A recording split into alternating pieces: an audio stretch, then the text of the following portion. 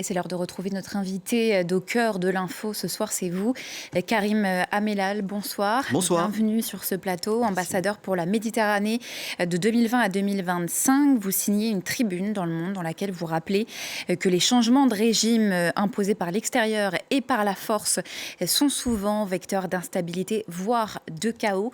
On reviendra sur cette tribune et la position qu'elle défend dans un instant. Mais d'abord, vous qui avez été pendant 5 ans l'ambassadeur de la France pour la Méditerranée et qui avez quitté vos fonctions en juin dernier. On a vu en une semaine la Méditerranée que vous connaissez si bien changer totalement de visage en raison de la guerre. Est-ce que vous êtes aussi sidéré par ce qui se passe dans le monde? Qu'est-ce qu'un ambassadeur comme vous, un ancien ambassadeur comme vous peut se dire par rapport à cette situation? On est au temps du chaos et des prédateurs. Le chaos en Méditerranée, il est très ancien, il n'est pas nouveau. Ces dernières années, il est vrai qu'il a commencé, ou il s'est accru avec le 7 octobre, qui a été un massacre absolument terrible, qui a engendré une réponse tout à fait disproportionnée d'Israël. Cette guerre que nous vivons aujourd'hui en Iran est, je crois, une autre conséquence du 7 octobre, qui a été pour toute la région, pas seulement pour la Méditerranée, pour ce que nous appelons le Proche-Orient et pour le monde arabe et pour l'Europe aussi, parce que nous sommes concernés, un point de rupture, un basculement. Et ce qu'il est en train de se passer est une nouvelle étape dans cette reconfiguration stratégique, géopolitique absolument majeure qui a commencé avec le 7 octobre. Et cette reconfiguration, elle pourrait nous mener jusqu'où, justement? Elle nous mène déjà à des choses qui sont absolument terribles, épouvantables.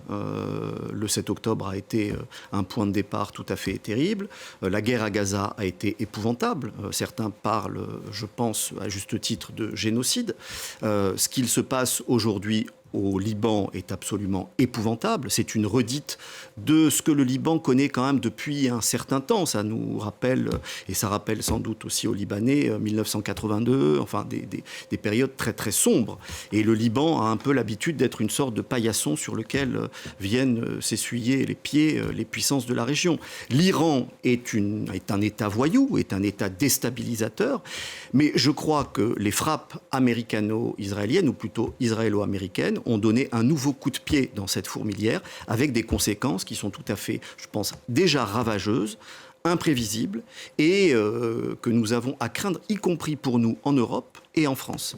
On parlait justement avec nos invités tout à l'heure de la possibilité d'établir ce parallèle entre la guerre à Gaza et les ambitions militaires israéliennes pour le sud du Liban. Est-ce que pour vous ce parallèle tient? On a entendu le ministre israélien des Finances, Smotrich, promettre un sort similaire à celui de Khan Younes pour le sud du Liban. Donc, Israël est dans un temps existentiel.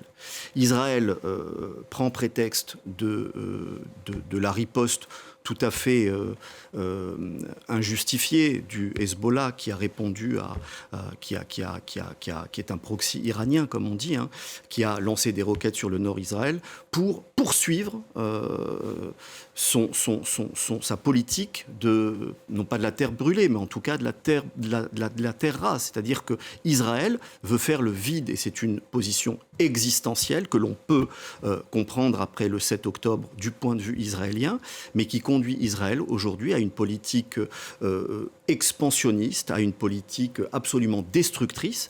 Je le pense destructrice pour l'État d'Israël, pour les Israéliens eux-mêmes, mais aussi destructrice évidemment pour la région. Et le Liban en paye à nouveau le prix, et un prix qui est très élevé. On le voit aujourd'hui avec un nombre de morts qui s'accumule, avec des frappes qui sont tout à fait considérables, jusqu'au centre de Beyrouth, entre l'aéroport et le cœur de Beyrouth, avec tout le sud du Liban qui à nouveau s'embrase.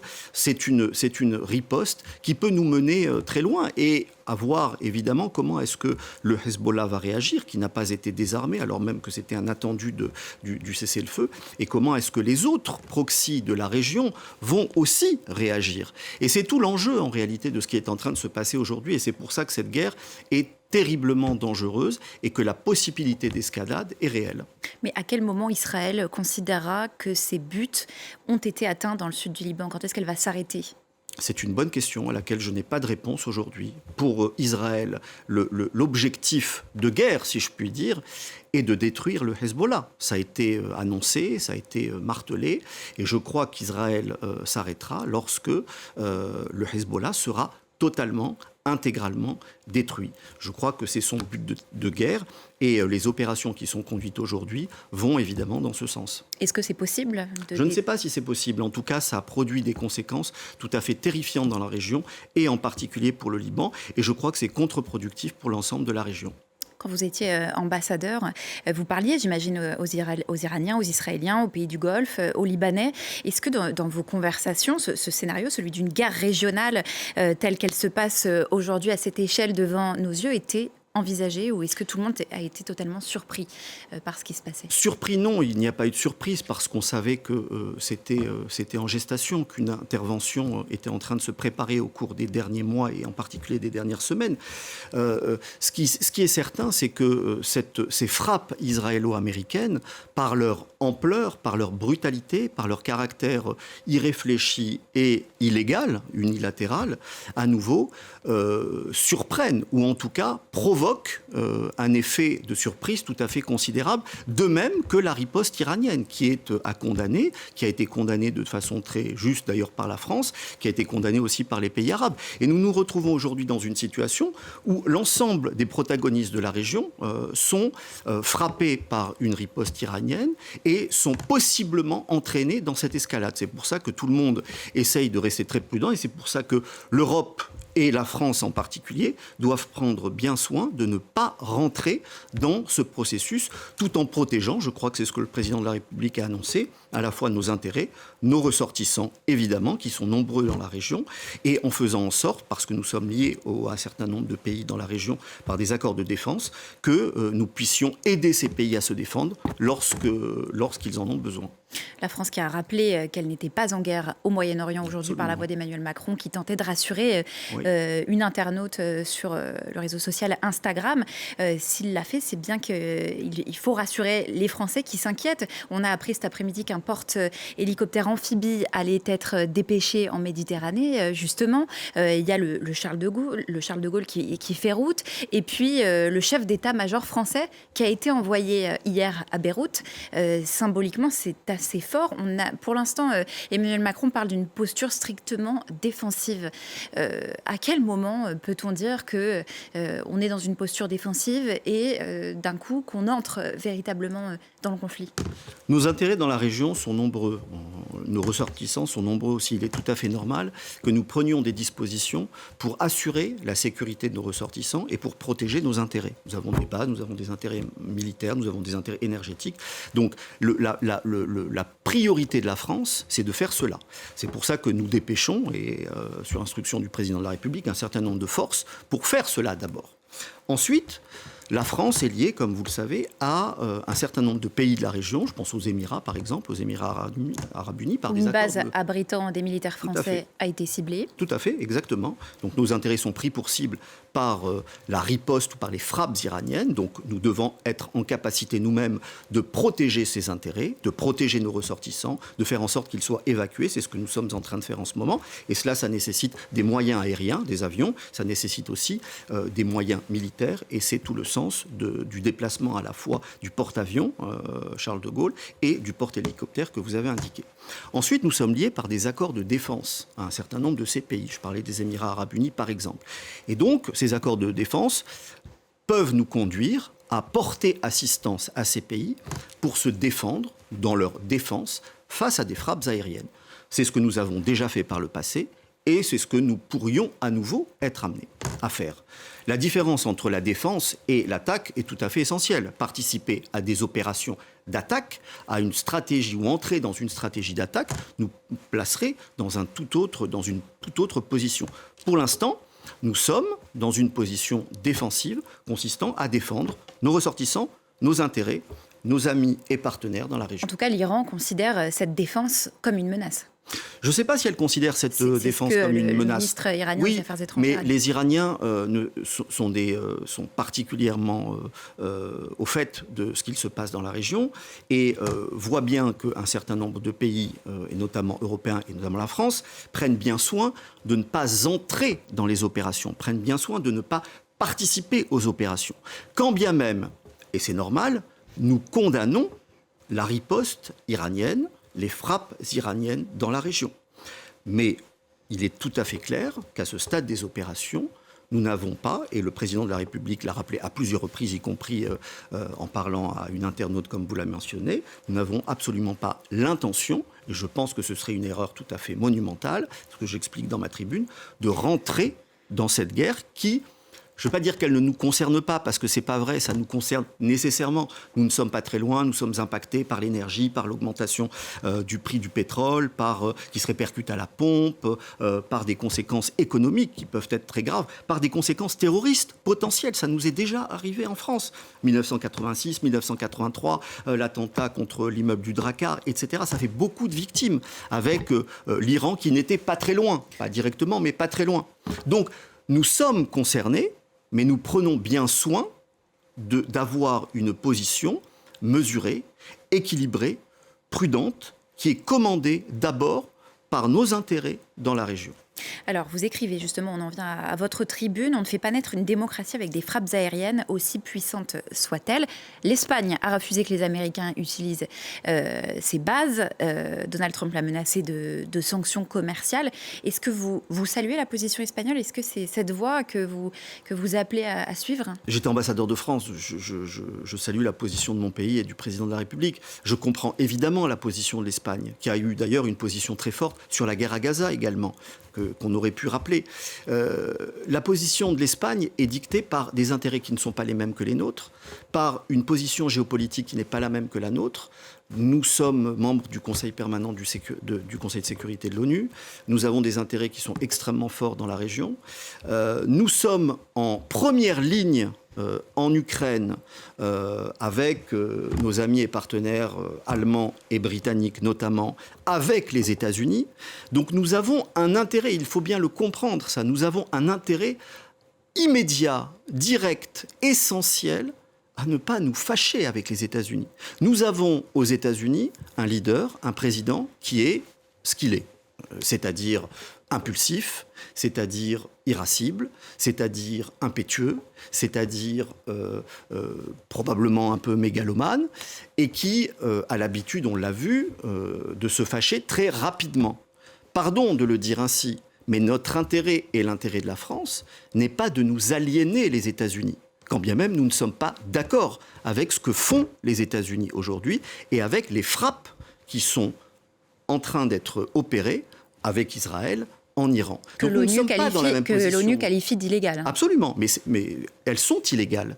Elles se font de façon, je l'ai dit, irréfléchie et sans aucune stratégie et sans aucun but, d'ailleurs avec des Israéliens et des Américains qui ont, je pense, deux stratégies et deux objectifs totalement différents. Mais ça, c'est un autre sujet. Donc ces frappes sont illégales, elles se déroulent en dehors de toute légalité internationale, il faut le dire, et elles sont, de ce point de vue et de mon point de vue, condamnables. En revanche, la position de l'Espagne, qui est très forte, n'est pas la même que la France parce que nous n'avons pas les mêmes intérêts, nous n'avons pas la même stratégie, nous n'avons pas, et c'est malheureux d'ailleurs au sein de l'Union européenne, parce que très difficile dans ces conditions d'avoir une position commune, ça aussi c'est un autre sujet.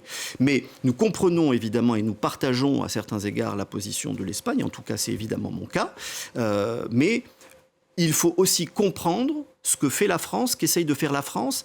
C'est un chemin de crête qui est extrêmement étroit. Nous ne devons pas nous aliéner nos amis, nos partenaires, d'abord nos partenaires américains. Nous ne devons pas être entraînés dans cette guerre, non pas qu'elle ne nous concerne pas, mais elle peut avoir des répercussions tout à fait considérables dans la région. Et non pas que nous ne soyons pas favorables à, pas parler de changement de régime, mais en tout cas à une chute de ce régime. Ça n'est pas le sujet en réalité. Il y a beaucoup d'autres régimes dans le monde que nous, moi, vous ou d'autres aimerions voir tomber. La question n'est pas là. La question, c'est aujourd'hui, sur le plan politique, comment est-ce qu'on fait en France pour défendre nos compatriotes, pour défendre nos intérêts sur le plan européen, pour affirmer la souveraineté européenne, avec tout de même, rappelons-le, un conflit à nos portes, en Europe, portes de l'Union européenne, l'Ukraine, qui absorbe aussi une grande partie de notre capital et de nos ressources politiques. Quid de ce que peut faire la France au Liban? Elle a proposé, elle organise une médiation, elle l'a fait à la demande du président Joseph Aoun. Il y a ce chef d'état-major qui a été dépêché à Beyrouth. Est-ce que c'est suffisant, ce qui est mis en place, selon vous, par la France, pour venir en aide aussi aux Libanais qui sont en proie à une crise humanitaire d'ampleur? Suffisant? Probablement pas. Je ne sais pas d'ailleurs ce qui pourrait être suffisant compte tenu de ce que vivent les Libanais aujourd'hui à nouveau. Mais la France a une carte à jouer avec une carte à jouer, j'emploierai pas ces termes, cette terminologie, mais en tout cas, elle fait ce qu'elle peut. Nous faisons ce que nous pouvons, avec des moyens qui ne sont pas considérables, en soutien aux Libanais, en soutien au gouvernement du Liban, en soutien au Premier ministre, en soutien également pour que le gouvernement libanais et l'armée libanaise puissent désarmer, ce qui est un objectif très important, le Hezbollah. C'est absolument fondamental. Donc nous prêtons aussi notre assistance, notre concours. Nous essayons d'envoyer autant que possible de l'aide humanitaire. Nos moyens ne sont pas infinis dans un contexte où les frappes israéliennes sont extrêmement puissantes, extrêmement violentes, se multiplient, remontent, font énormément de victimes. Je crois qu'on en est à plus de 210... Plus de 217 morts et près de 800 blessés selon le dernier bilan. Ce qui est considérable et ça se poursuit. Et donc nous sommes dans un schéma qui se répète. Donc la France fait ce qu'elle peut, mais elle est là. Elle se tient aux côtés du peuple libanais. Vous savez que le Liban est un pays très important pour la France. Les Libanais sont un peuple qui nous sont extrêmement chers, qui nous est extrêmement cher. Donc nous faisons ce que nous pouvons. Il est en revanche temps que, je l'espère, l'Union européenne puisse aussi se mobiliser. Alors c'est très difficile parce que nous n'avons pas tous la même position. C'est une architecture institutionnelle qui est complexe. Mais enfin peut-être qu'à quelques-uns, on pourrait engager les opérations, notamment sur le plan humanitaire. C'est là que je parlais de la voix que peut porter la France. Vous avez passé votre carrière à défendre l'idée qu'on ne règle rien par la force. Là, dans votre tribune, vous appelez à l'application du droit international. On parlait à l'instant du Liban, où il y a des déplacements massifs de population, 300 000 personnes déplacées à ce stade. Les ONG parlent d'1 million de personnes concernées par ces appels à évacuer lancés par Israël, ce qui va contre, là encore, le droit international.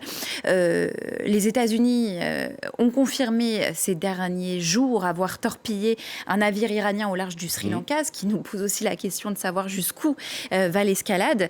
Et lundi dernier, on a Pete Hegseth, secrétaire américain à la Défense, qui a critiqué, je cite, on terminera là-dessus, les règles stupides d'engagement qui doivent être conformes au droit de la guerre. Ça veut dire en gros qu'il n'y a plus de règles. Est-ce que c'est pas un peu naïf d'appeler à respecter le droit international quand on voit qu'il est sans cesse violé, puisque c'est ce que vous appelez? Peut-être que c'est naïf, mais c'est ce que nous devons faire, c'est notre devoir, c'est notre vocation, c'est, je crois, notre vertu à nous, Français, à nous, Européens, qui sommes quand même aussi un peu, nous, la France, à l'origine du droit international.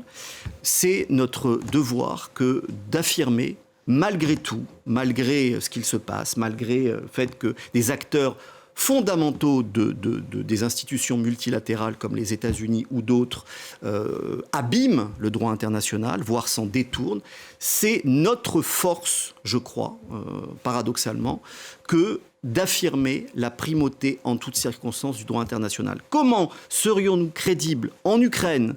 Comment serions-nous crédibles au Groenland, il y a encore quelques semaines, face à des agresseurs avérés, voire de possibles agresseurs?